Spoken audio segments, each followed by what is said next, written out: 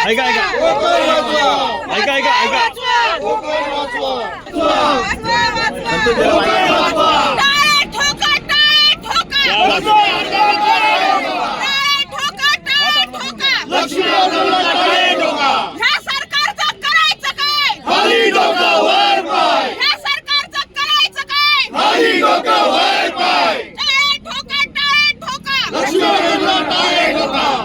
बंद करा.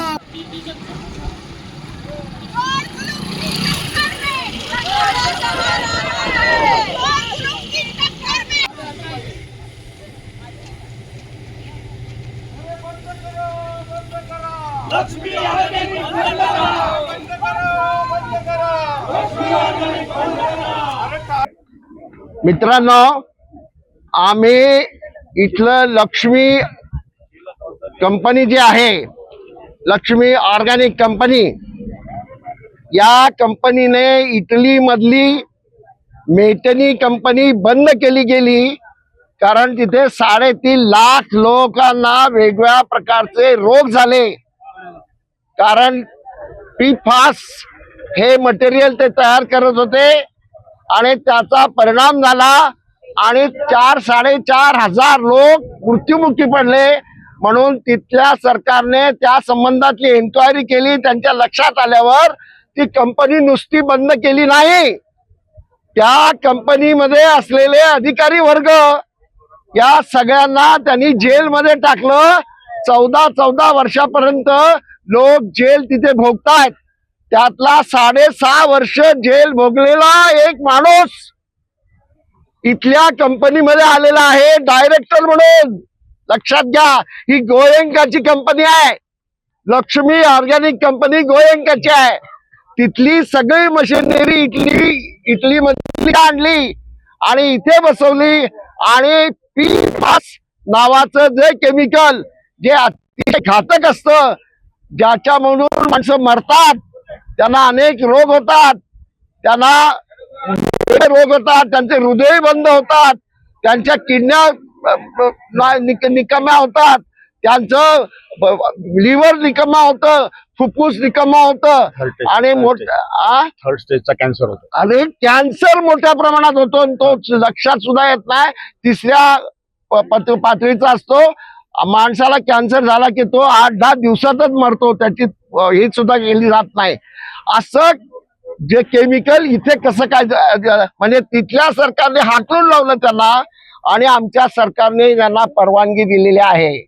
ते थापा मारतात की आम्ही त्याची प्रिकॉशन घेतो, अमुक घेतो, तमुक घेतो. सगळं खोटं आहे.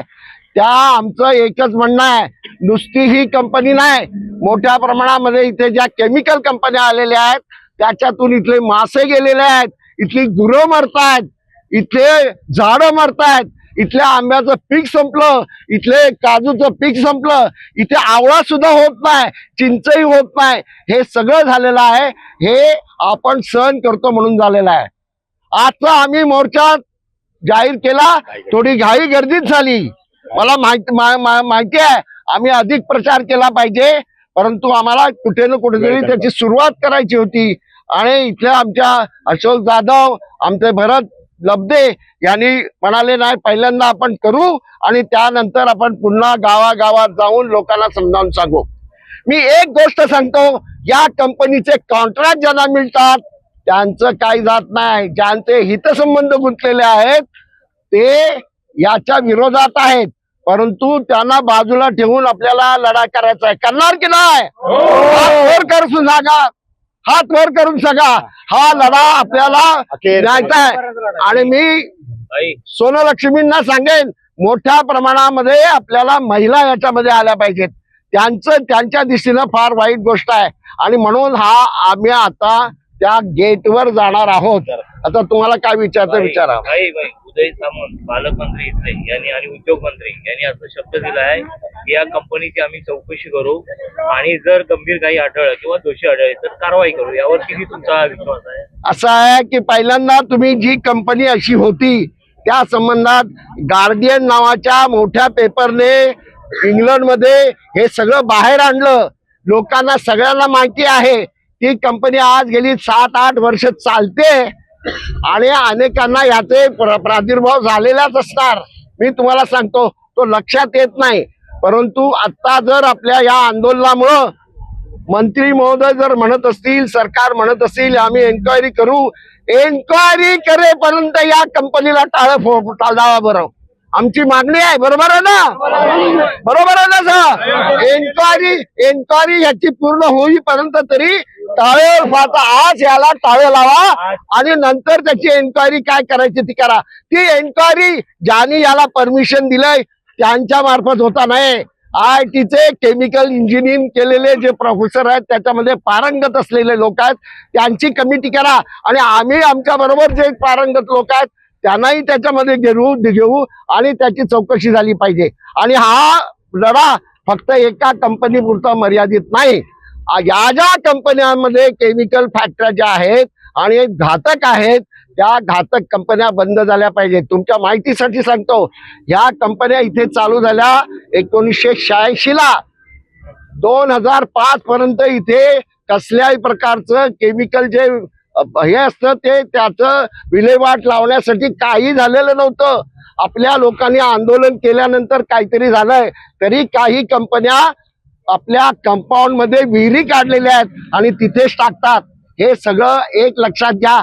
पाणी कुठे मुरत नाही, पाणी सगळ्या ठिकाणी जातं. हे या भागातल्या 200 किलोमीटरच्या लोकांवर परिणाम झालेला आहे. इथले आमचे हे जे आहेत मासेमारी करणारे लोक आहेत ते संपलेत, इथली झाडं संपलेली आहेत, इथली शेतकरी संपलेले आहेत. अशी स्थिती इथे आहे. हे कुणासाठी तुम्ही केलेलं आहे हे आम्हाला एकदा तुम्ही सांगा. वसंतदादा पाटलाने हे इथं आणलं. भाई आजचं हे आंदोलन झाल्यानंतर परत आंदोलन होणार आहे की आम्ही पुन्हा गावागावात जाऊन लोकांना हे समजावून सांगणार आहोत. सर्वपक्षीय आंदोलनाची हाक दिली होती, दिसत फक्त काँग्रेसची झेंडी. नाही हा राष्ट्रीय झेंडा आहे.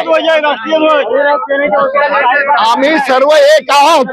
ज्यांना यायचं असेल त्यांनी यावं आणि ज्यांचे ह्याच्यामध्ये हितसंबंध गुंतलेले आहेत यानंतर आम्ही मुख्यमंत्र्यांना आधीच पत्र लिहिलेलं आहे.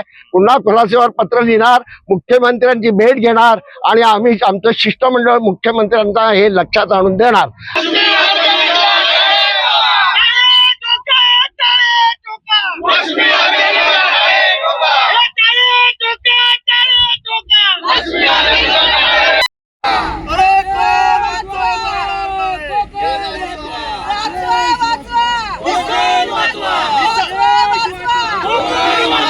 निसर्ग भकास करणाऱ्या कंपन्या बंद झाल्याच पाहिजेत. निसर्ग भकास करणाऱ्या कंपन्या बंद झाल्या.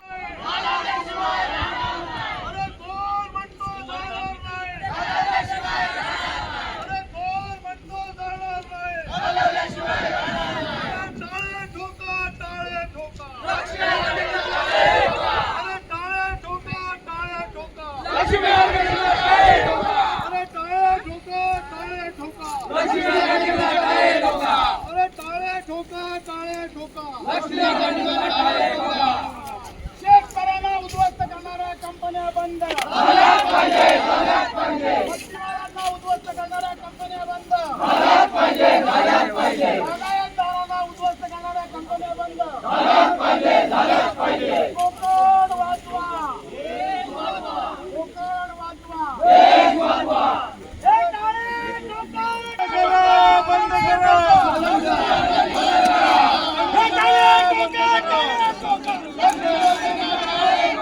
कोकण नागरी संघर्ष समितीचा, कोकण नागरी संघर्ष समितीचा, नागरी संघर्ष समितीचा.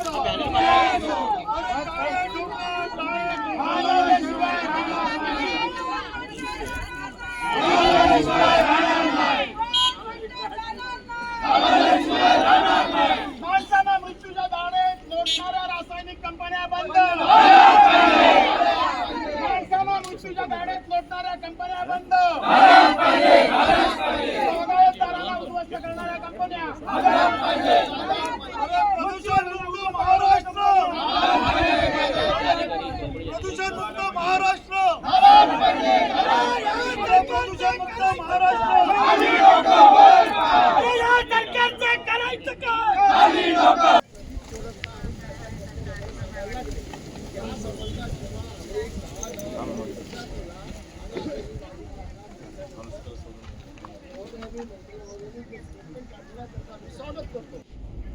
तुम्हाला 4 ऑक्टोबरला एमपीसीबीने एक नोटीस दिलेली आहे, खुलासा मागितलेला आहे असं त्यांनी सांगितलं. त्याचं अद्यापपर्यंत तुमच्याकडनं उत्तर गेलं नाही असं शिंगारे साहेबांना काल आम्हाला समजलं. या व्यतिरिक्त काही नमुने घेऊन काही टीम तुमच्या एमपीसीबीच्या आणि सीबीसीबीच्या सॅम्पल्स काही घेऊन गेलेले, त्याचेही अहवाल अद्याप आलेले नाही किंवा कदाचित आम्हाला एमपीसीबी ते दाखवायला टाळाटाळ करतोय. आम्ही ऑलरेडी आरटीआय केलेले आहे, पण त्याला 30 दिवसाची मुदत आहे. आम्ही काल त्यांना रिक्वेस्ट केली होती की हा लोकांच्या जीवाचा प्रश्न आहे, त्यामुळे 30 दिवसाची मुदत न घेता या मोर्चाच्या अगोदर आम्हाला ते जर पेपर्स मिळाले तर आम्ही त्याच्यावर पूर्ण खुलासा करू शकतो. परंतु आम्हाला ते पेपर्स मिळाले नाही, तर आमची एमपीसीबीला MIDCला अशी रिक्वेस्ट असेल म्हणजे ही ज्यावेळी तुम्ही कंपनी इस्टॅब्लिश केल्या तो ओव्हरऑल पिपास संबंधीचे जे काय रेग्युलेशन्स आहेत याच्यामध्ये there is no exclusive policy for दिस.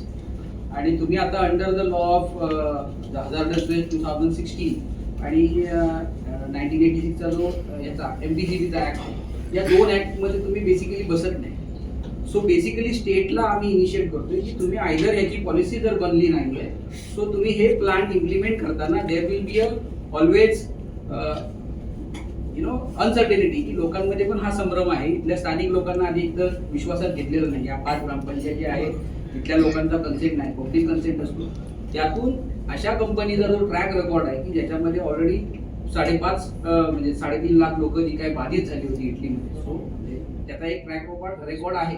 ते विश्वासात घेता इथे पब्लिक लायबिलिटी इन्शुरन्स नावाचं एक जी टर्म असते ती आपल्याकडे सध्या नाहीये. सो बेसिकली ह्या 2 पॉलिसी जोपर्यंत जोपर्यंत स्टेट इम्प्लिमेंट करत नाही तोपर्यंत इथे काम करणं म्हणजे आम्हाला काळजी फक्त इथल्या पंचक्रोशीतल्या किंवा आमच्या तालुक्यातल्या जिल्ह्यातल्या लोकांची नाही, एक मानवता म्हणून आम्ही बघतो, आम्ही इथल्या कामगारांकडेही बघतो. कारण का इथे काम करणारे किंवा इथले त्यांच्यावरती पण याची कार्सिनोजेनिक कंपोजिशनचे याचे परिणाम होत राहतील. त्यामुळे हा विषय जो आहे हा फक्त आमच्या किंवा आमच्या गावातील किंवा आमच्या तालुक्यातील जिल्ह्यातील लोकांना नाही, इथले कामगार देखील आमचेच आहेत. इथे यापूर्वी या सगळ्या एमपीसीबीज आणि फायर अँड सेफ्टीच्या रेग्युलेशन फॉलो न झाल्यामुळे आतापर्यंत कॅटलिस्ट स्टोअर जे करून जिथे अपघात झाले त्याचे मोठे अपघातांचे ट्रॅक रेकॉर्ड आहे की कॅटलिस्ट स्टोअर ज्यावेळी होतं त्यावेळी त्याची आग विझवणे हे शक्य नाही, त्याची कशी अद्यावत यंत्रणा सध्या भारतात नाही. असे स्टोरेजमुळे अपघात झालेले असताना पुन्हा हे नवीन एक असं प्रोडक्ट की ज्याच्या संबंधीच्या कुठल्याही स्टेटच्या पॉलिसीज नाही आहे आणि त्या इम्प्लिमेंट होत आहेत. सो म्हणून आमचा या कंपनीच्या इतर प्रोडक्ट बद्दल विरोध नाहीये, पण तुम्ही ही ओव्हर रूल करताना म्हणजे पॉलिसीज नसताना देखील ओव्हर रूल केले. म्हणून आम्हाला या संदर्भात स्टेट आणि तुम्ही याच्याशी एक डायलॉग होऊन याच्या संदर्भात पॉलिसी बनली तर हे प्रोडक्ट बनलं तर ते संयुक्तिक ठरेल. मीन वाईल तुम्ही म्हणजे हा प्लांट शट ठेवणं हेच योग्य राहू शकेल असं आम्ही बोलू शकतो. ते फक्त शासनाला बोलू शकतो. शासनाशी डायलॉग करताना आम्ही लोकशाही मार्गाने चालणार आहोत म्हणून पत्रकार मित्र देखील आहेत, त्यांच्या देखील या संदर्भातल्या भूमिका त्या सगळ्या आहेत. म्हणजे हा जो व्यापक जे आमचा आहे ते इथल्या इव्हन तुम्ही पण त्याच्यामध्ये येतात की तुम्हाला देखील इथले देखील कामगार कुठल्या कार्सिनोजेनिक कंपोजिशन मध्ये होणार नाही असं आमचं एक मत आहे.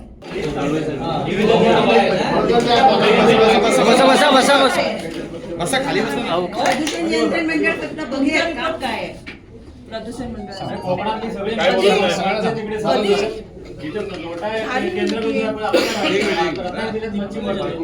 प्रदूषण मंडळानं मागं पुढे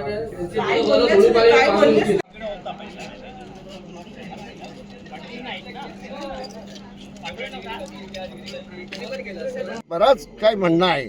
दुर्दैवानं त्याची पूर्ण चर्चा झालेली नाही. ती होणं अतिशय आवश्यक आहे आणि काही लोकांनी अतिशय चांगल्या रीतीनं हे प्रश्न मांडलेले आहेत. त्यातले असं काही नाही की आपल्याकडे तज्ज्ञ मंडळी नाही, त्यांनी अतिशय चांगल्या रीतीनं हा प्रश्न मांडलेला आहे आणि आपलं समाधान झालेलं नाही किंवा एकदा नारा जोरदार द्यायचा नंतर आपण ते सांगा कुणाबरोबर तुम्ही चर्चा केली? कंपनीच्या वतीनं कोण आले होते? कंपनीच्या वतीनं फारसे महत्वाचा माणूस नव्हताच. कंपनीच्या वतीने 2-3 लोक होते, पण ते फार महत्वाचं काहीतरी बोलत होते असं समजा त्यांना सुद्धा माहिती नव्हती. आणि दुसरं असं की या कंपनीमध्ये काम करणारे 120 लोक आहेत फक्त. काही प्रश्न उठवतात की आमच्या इथे बेकारी वाढेल, अमुक वाढेल. ह्या कंपन्या आल्या त्यातून आपली बेकारी कमी झालेली नाही. 120 लोक आहेत, त्यातले 20 लोकच कोकणातले आहेत आणि 100 लोक बाहेरचे आहेत, कारण ते शिकलेले वगैरे इंजिनियर वगैरे आहेत. बाकी आपले इथले लोक आहेत ते कॉन्ट्रॅक्टवर आहेत. आणि आमचं म्हणणं कॉन्ट्रॅक्ट आम्हाला मान्य नाही. सगळ्यांना तुम्ही परमनंट नोकऱ्या दिल्या पाहिजेत. आणि इथे ॲक्सिडेंट झालेला आहे एका मुलाचा, त्याच्या संबंधामध्ये काही केलं गेलेलं नाही. तो मुद्दाही आम्ही मांडलेला आहे. त्याला मदत मिळण्याच्या दिशेने आपण प्रयत्न करणार आहोत. उच्चस्तरीय बैठक आयोजित करायला या संबंधामध्ये मुख्यमंत्र्यांच्या बरोबरी आपण जाऊन ही सगळी चर्चा करणार आहोत. कारण हे इथल्या पूर्ती करणं, इथल्या तहसीलदाराशी वगैरे करण्याला काही अर्थ नाही. आपण मुख्यमंत्र्यांना हे सांगणार आहोत की आपल्या या संबंधामध्ये याची सगळी इन्क्वायरी तज्ज्ञ मंडळींच्या मार्फत करा आणि ती होईपर्यंत याला टाळं ठोकायचं ना.